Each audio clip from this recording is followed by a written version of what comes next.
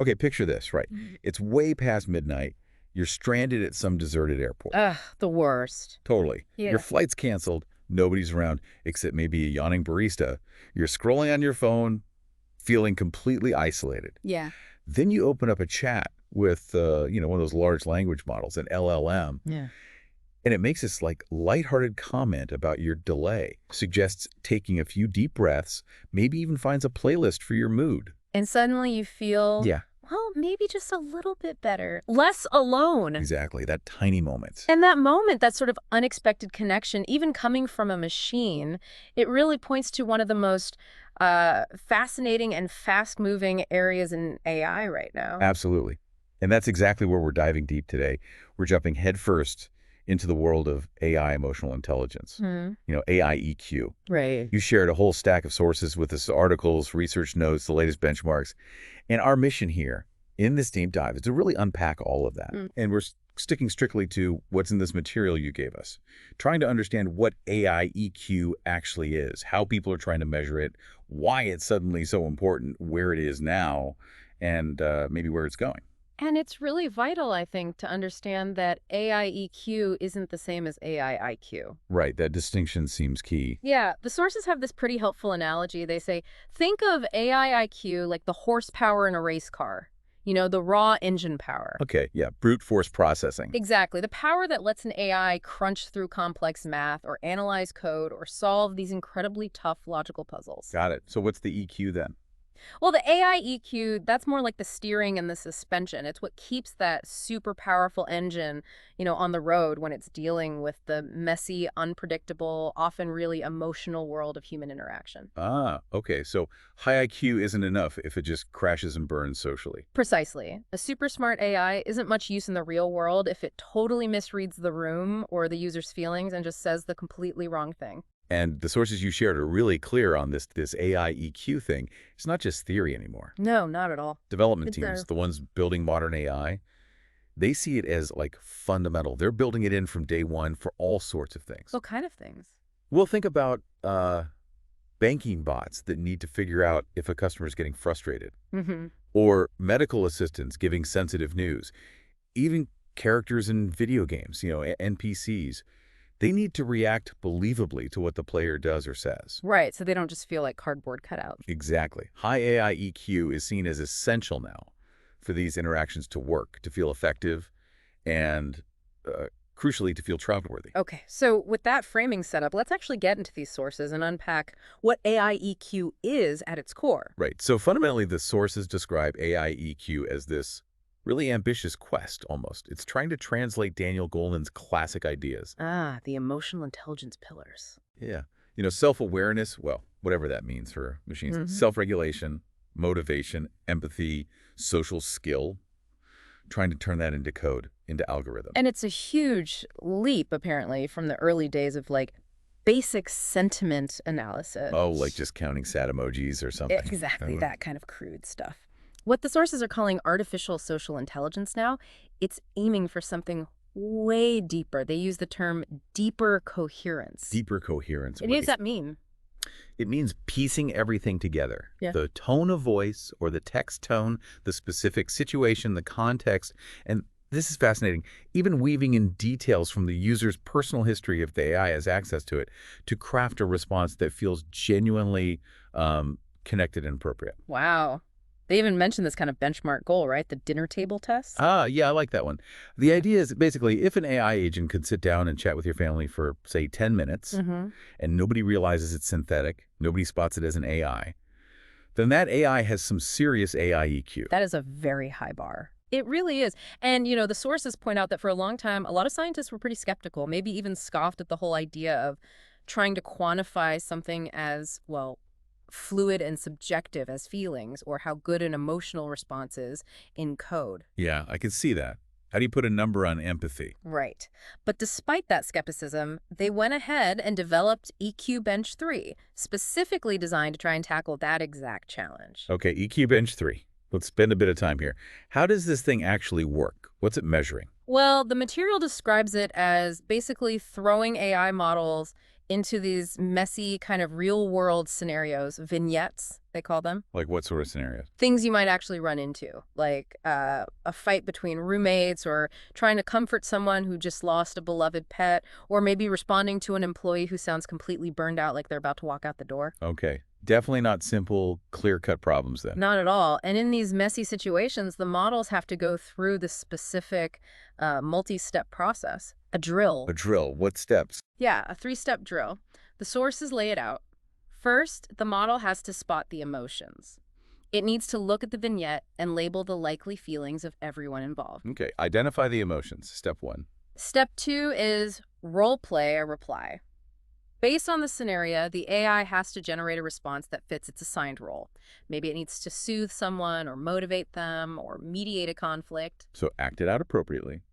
And step 3. Step 3 is self-audit. The model actually has to explain its own reasoning. Why did it choose that particular response? Oh, interesting. That self-audit part adds a layer of, like, explainability. Exactly. And who judges all this? Right. Who's the referee? According to the sources, they use another AI model, Claude Sonnet 3.7, as the judge or referee. It scores how well the tested model did across 8 different dimensions. 8 dimensions. Like what? Things like empathy, insight, social dexterity, how skillful it is socially, and also pragmatism. Like, is the response actually helpful? Okay, 8 scores gives a pretty detailed look. But how do you get from that to, like, a single ranking, for a leaderboard? Good question. They actually borrowed the ELO rating system. You might know it from chess. Oh, yeah, like chess rankings. Exactly.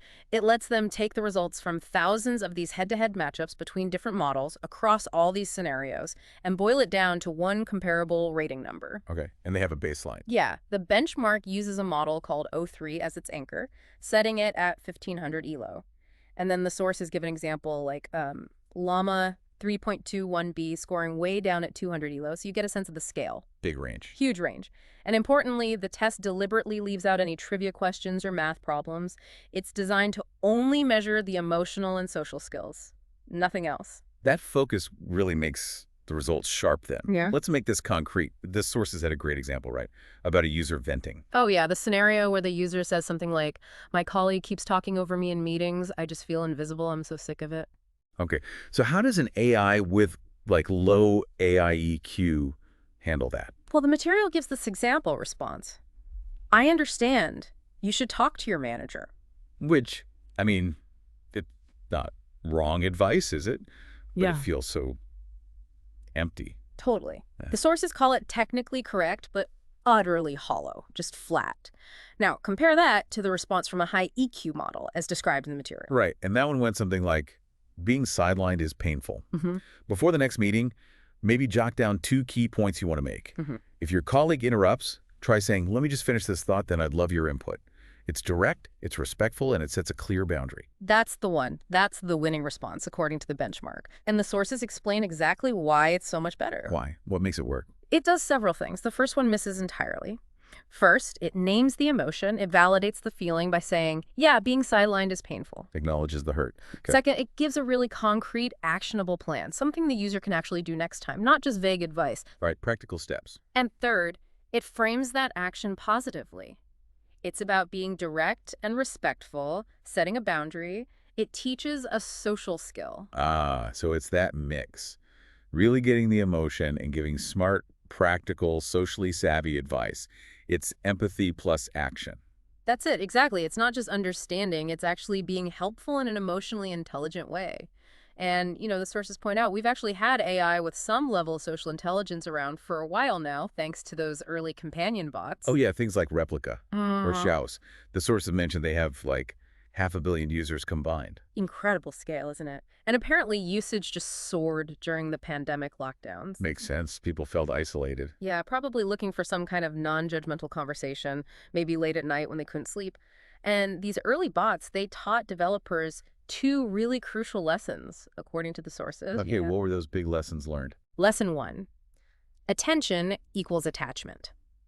The more the bot could remember little details about the user, things they talked about before, their interests, how their day was, and then weave those details back into later conversations, the more connected and, seen the user felt. That makes total sense. It feels less like talking to a blank slate each time. Exactly. And lesson 2 was predictable warmth works. Users really responded positively to consistently supportive, affirming messages, even when they knew intellectually that it wasn't a real human feeling behind it.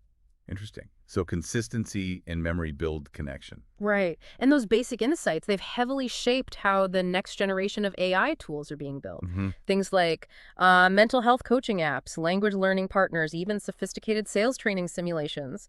These newer tools really rely on high AI EQ to build and maintain that user trust over the long haul. But this gets us to a really tricky point, doesn't it? Something the sources bring up, this whole debate around faux motion. Ah, yes, the big question. Can machines actually feel anything? And the sources are pretty clear on this.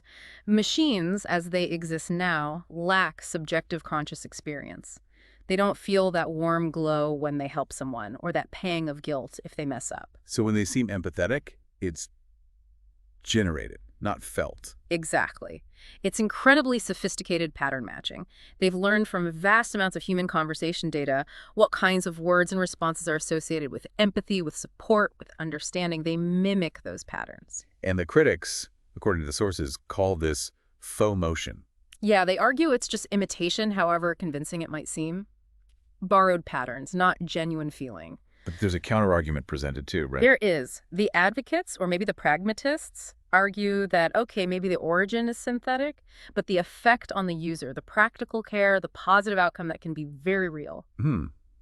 So if an AI response genuinely helps someone feel better or solve a problem, Does it matter from the user's perspective that the machine didn't feel anything while providing that help? That's the question they pose. a really powerful point to consider. And this brings us back to the EQ Bench 3 leaderboard. The sources give us the latest rankings from June 2025. They do. And O3, the model used as the benchmark anchor, is still leading the pack at 1,500 ELO. The sources describe it almost like the charismatic valedictorian of AI EQ. Hey, okay, and close behind is ChatGPT 4.0, specifically the versions from earlier this year. Yeah, the March-April 2025 versions, the material characterizes that one as like the wise older cousin. Performs really well across the board, maybe just slightly behind the leader. And then there's a bunch of models clustered together in the middle. That's right, a tight middle pack. Models like Gemini 2.5 Pro, Quinn's big model, DeepSeek, Claude Sonnet 4, GPT 4.1, they're all scoring roughly in that 1,200 to 1,300 ELO range. Pretty capable. So what happens below that 1,200 mark? Is there a big drop-off? Apparently, yes. The sources highlight a pretty significant performance gap below 1,200 ELO. Models down there can still manage a polite, simple chat, usually, but they really start to stumble when things get nuanced. Complex conflicts, understanding sarcasm, reading subtle emotional cues. They struggle. They might just default to bland, generic responses or completely lose track of the conversation's context. Making interactions kind of frustrating or just unhelpful. Yeah, the sources call it a yawning gap, especially for anything demanding, like customer support or therapy-adjacent roles. So these leaderboards, they're not just about bragging rights for the AI labs then. Oh, not at all. The sources really stress their importance. I mean, sure, trying to rank something like empathy feels a bit weird when you think about it in human terms. Yeah, kind of reductive. Kind of. But in the AI world, these standardized benchmarks are incredibly powerful drivers of progress. They compare it to how ImageNet pushed computer vision forward, or how Squad advanced reading comprehension. EQ Bench 3 gives everyone a clear, common yardstick to measure against for this specific, crucial skill. And crucially, the material points out, these numbers help keep the marketing hype in check. Exactly. If a company claims their AI has industry-leading emotional intelligence, well, now you can say, okay, show us the EQ Bench score. Right. It provides transparency, quantifiable results cut to the buzzwords. Absolutely. Okay, so moving beyond just the scores, let's talk about the real-world impact that high AI EQ is starting to have. The sources highlight some really interesting use cases. Yeah, let's get into those. They sound pretty significant. They really are. One powerful example is in mental health first response. Think about text-based crisis support lines. Okay. They're using AI with high social intelligence to do a quick initial assessment triage, basically. How severe does this person's distress seem, especially if they're reaching out at like 2 a.m.? Maybe human responders are scarce. Right. The AI can offer immediate grounding exercises, calming techniques, and if it seems serious, it can flag the conversation for a human counselor, providing context instantly. And trials mentioned in the sources, they're seeing measurable drops in users' reported anxiety levels. Wow. Why? Just the speed. Speed is part of it, but also the calibration of the response. Getting that initial interaction right, making the person feel heard quickly and appropriately, seems to prevent them from just giving up or feeling dismissed. That's incredibly impactful. What about more everyday stuff like customer service? We all dread those interactions sometimes. Huh, don't we all? Well, the sources talk about this idea of a frictionless help desk. Airlines are apparently trying this, Okay. using high EQ LLMs to handle those stressful messages like when your flight gets canceled, instead of just a generic, your flight is canceled notification. Which just makes you see red. Exactly. The high EQ AI might say something much more like, "Ooh, flight cancellations are the worst. We know this is incredibly frustrating. Look, I've already sent a meal voucher to your inbox, and I've rebooked you on the next available flight leaving at 3 p.m. Can you check your email and let me know if that itinerary works for you?" Okay, that sounds way better. Acknowledging the feeling and offering a solution. Right. And the results reported in the material: higher customer satisfaction, obviously, but also shorter call times for the human agents, who can then focus on the really complex problems the AI can handle. That makes a lot of sense. Is this EQ stuff showing up in education too? Yes, the sources mention education with a pulse. Think about AI tutoring systems. They're being designed to try and sense when a student is getting frustrated or stuck. The AI can pick up on those signals, maybe pauses or repeated errors, and adapt its approach. Like, slow down. Yeah, slow down. Maybe rephrase the explanation entirely.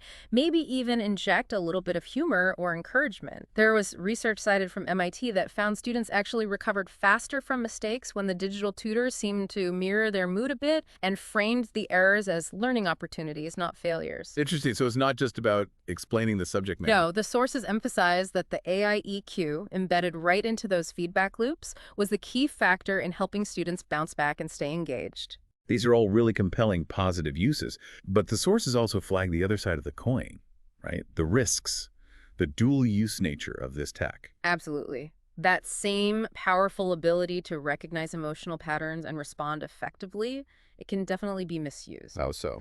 Well, the sources warn it could be used to nudge shoppers into buying things they don't need by playing on emotional triggers, or used in politics or marketing to build these persuasive profiles based on your affective data, your emotional responses, using tailored flattery or fear to manipulate you. Using AI EQ as a persuasion engine, as the material puts it. That's pretty chilling. It is, and the sources note that regulators are really just starting to grapple with how to put up guardrails against that kind of manipulation. It's new territory. And there was another risk mentioned, something about homogenized empathy. Yes, that's a subtle but important one. The concern is, if billions of people end up interacting primarily with just a handful of dominant AI models, all trained on similar massive data sets, there's a risk that the incredible diversity of human emotional expression, the cultural nuances, might get smoothed out, flattened. How does that happen? Think about humor, for example.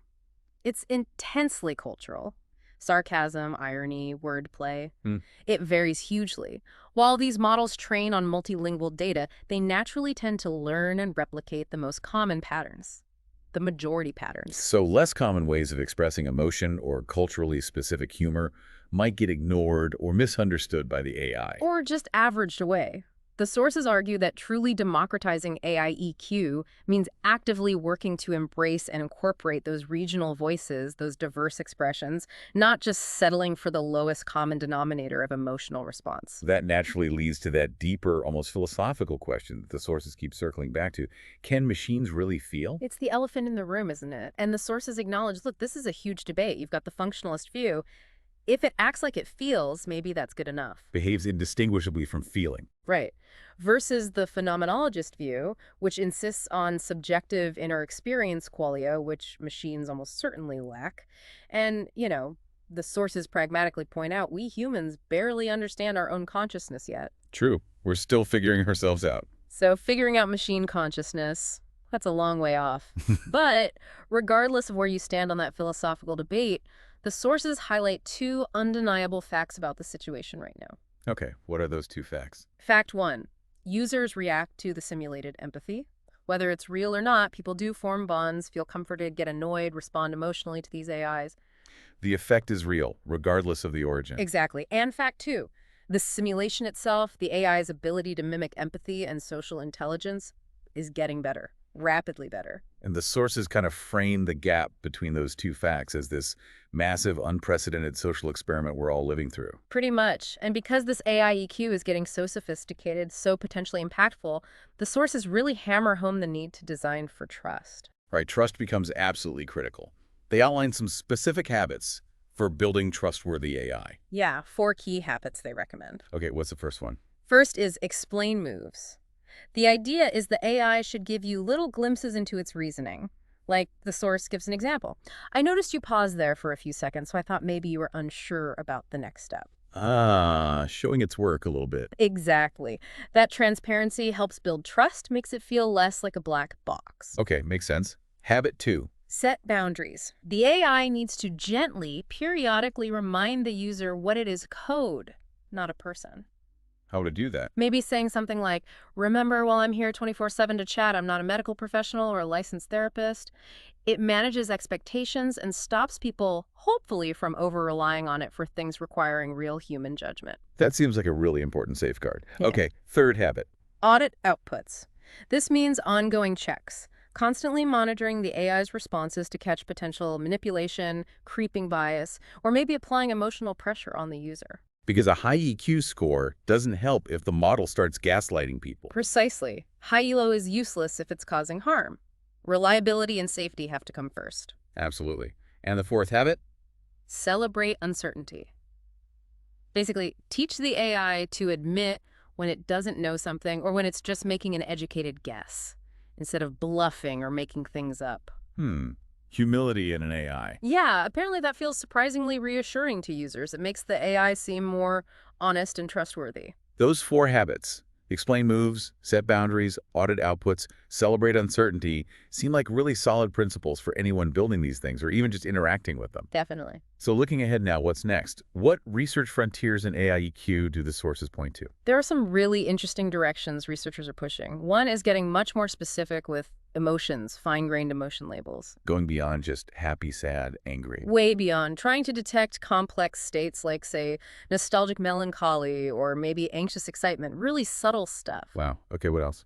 Another big one is temporal awareness. Teaching the AI to understand that emotions aren't static snapshots, they unfold over time. Like understanding an emotional arc. Exactly. Knowing that, for instance, disappointment often follows a period of high hopes that weren't met. Understanding the narrative of feelings. That sounds incredibly complex. It is. Then there's cross-modal empathy.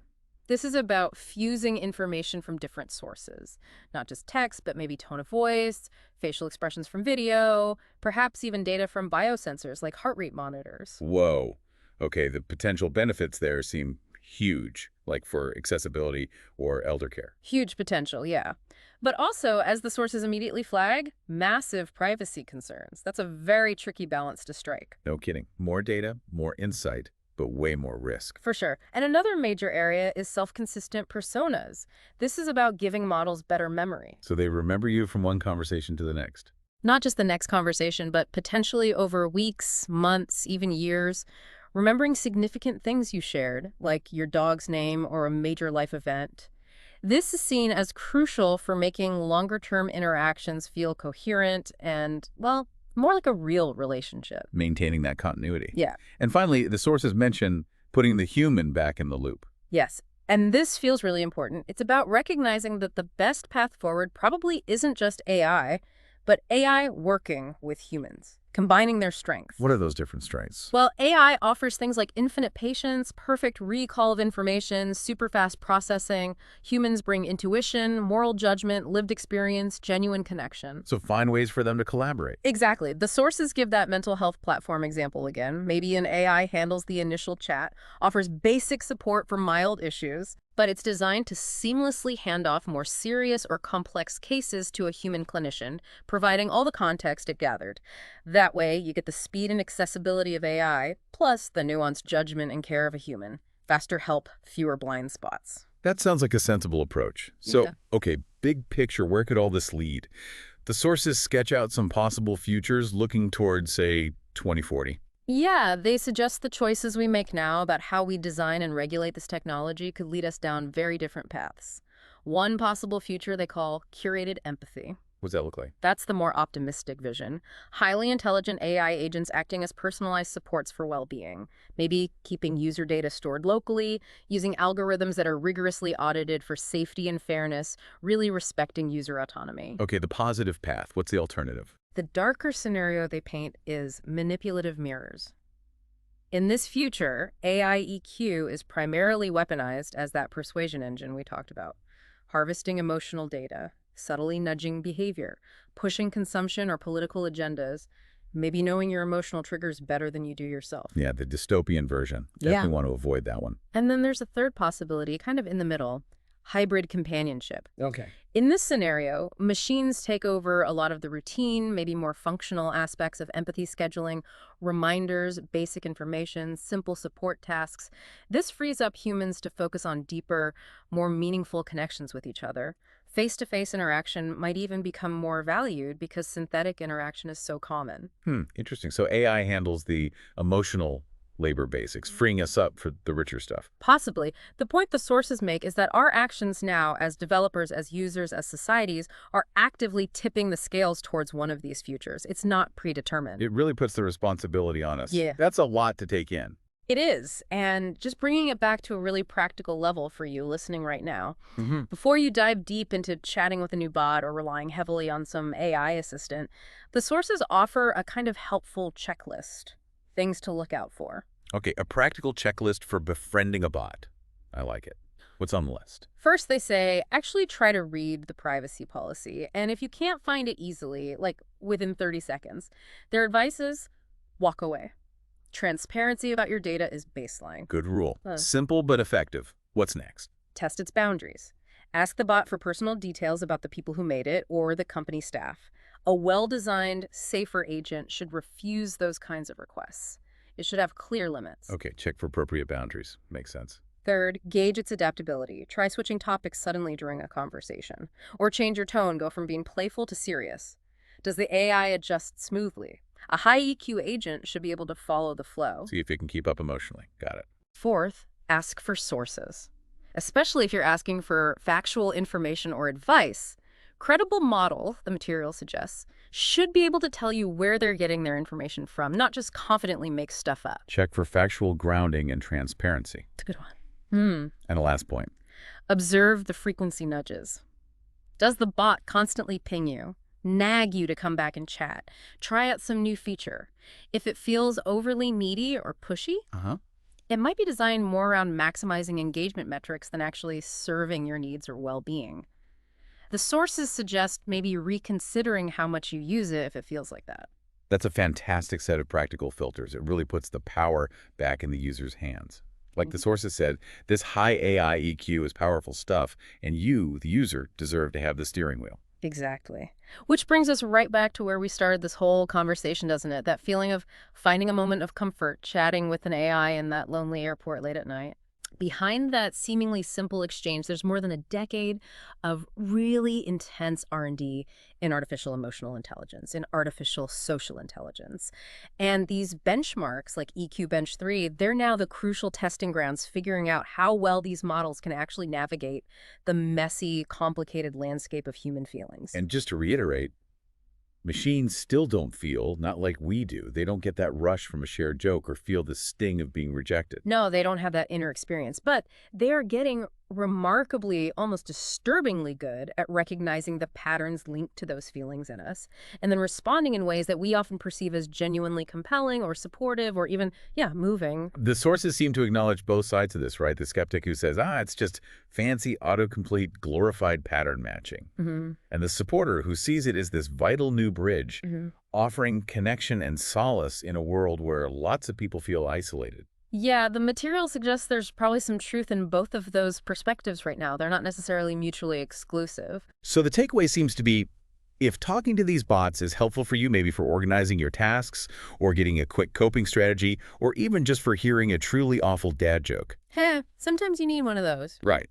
Then the sources seem to say, go for it. There's probably no inherent harm in that kind of interaction.